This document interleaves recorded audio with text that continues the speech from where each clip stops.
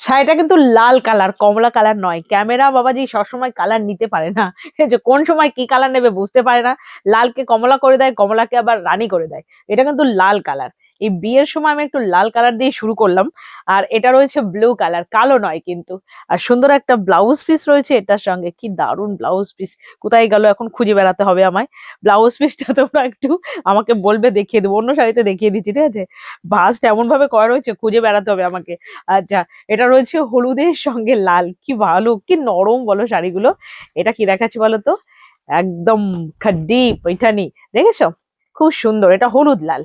আর এটা রয়েছে bottle green, bottle গ্রিনের সঙ্গে রেড কালার। সুন্দর একটা ব্লাউজ রয়েছে, তোমরা যদি মনে করো ওই ব্লাউজটা দিয়ে বানিয়ে পরবে, অবশ্যই পরতে পারবো। তাছাড়াও লাল কালারের যে কোনো ব্রাইডাল ব্লাউজ দিয়ে কিন্তু পরতে পারো।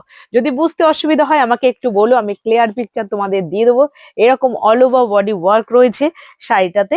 আর এটা রয়েছে তার আগের কালারটা। এই কালারটা আমি ভেবেছিলাম ফার্স্ট দেখাবো, কারণ এই কালারটা অনেকেই, এই কালারটা ভীষণ চাহিদা, ব্লু এর সঙ্গে পিঙ্ক। এটা কিন্তু ব্লু কালারের সঙ্গে পিঙ্ক কালার। এবং আমি গায়ে যে শাড়িটা পরে রয়েছি, এটাও কিন্তু এই সিরিজের। আমার কালারটা একটু দেখে নাও। আমার কালারটা রয়েছে তোমার গ্রিন কালারের সঙ্গে রেড কালার। আঁচলটাও কিন্তু দুর্দান্ত সুন্দর, এত সফট, এত নরম শাড়িটা তোমাদের কেমন লাগলো সেটা একটু জানিও। দামও কিন্তু ভীষণ কম রয়েছে।